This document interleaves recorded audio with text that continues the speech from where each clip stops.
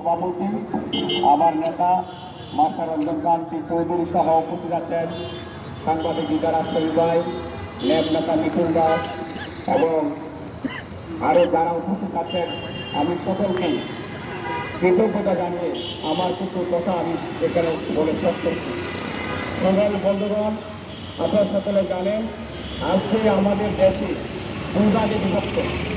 একদিকে আমরা কিছু পরিবেশ কর্মী, আমরা বলছি আমাদের জন্য নদী দরকার, জলাশয় দরকার, আমাদের জন্য পাহাড় দরকার, সরকার দরকার, বৃক্ষ তরলতা আমাদের জন্য দরকার।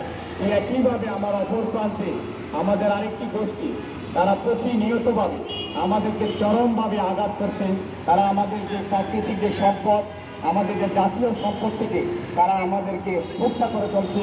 প্রতিনিয়ত তারা নদী দূষণ করছে, তারা নদী দখল করছে, একইভাবে পুকুর ভরাট করছে, একইভাবে আমাদের প্রতিনিয়তভাবে তারা বৃক্ষকে হত্যা করে চলছে।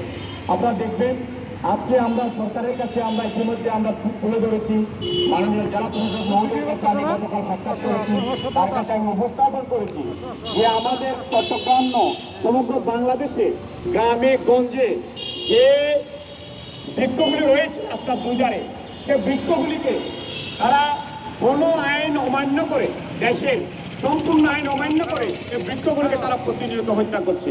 আমরা বলছি রাষ্ট্রের কাছে যে রাষ্ট্রের যে আইন রয়েছে, যে 2019 সালে 27 বলা আছে যে সরকার জনস্বার্থে এবং জীববৈচিত্র্য সংরক্ষণের জন্য যে কোনো বৃক্ষ বা বৃক্ষ শ্রেণী সরকারি গেজেট নোটিফিকেশন দ্বারা সংরক্ষিত বৃক্ষ হিসেবে ঘোষণা করতে পারে।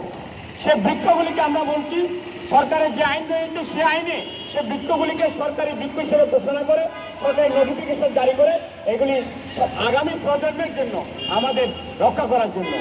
আমরা ইতিমধ্যে আমার জেলা প্রশাসক মহোদয় আমাদের সাথে একমত হয়েছেন। আমার যে স্মারকলিপিটি এখানে আছে আমরা সেটি অল্প কিছু দিনের মধ্যে আমরা তার হাতে সেটা তুলে দেবো।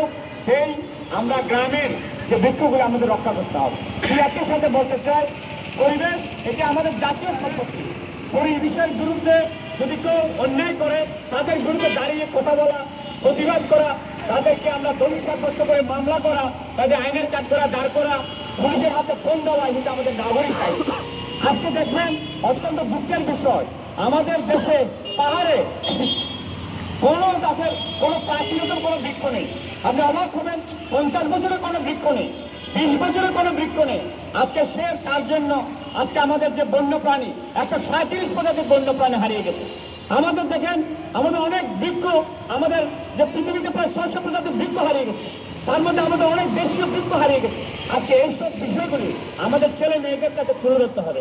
আমরা রাষ্ট্রের কাছে আবেদন জানাচ্ছি আজকে থেকে, আজকে এই সময় থেকে আমরা বিনীতভাবে আবেদন জানাচ্ছি, আজকে যে পরিবেশ দিবস আমরা যে পালন করছি এটি বাসা ভাবে কিছু কিছু সরকারি অফিস, কিছু সরকারি কর্মকর্তা, কিছু রাষ্ট্রের প্রধানরা পালন করছে, এটি না, এটি সেভাবে পালন করলে হবে না।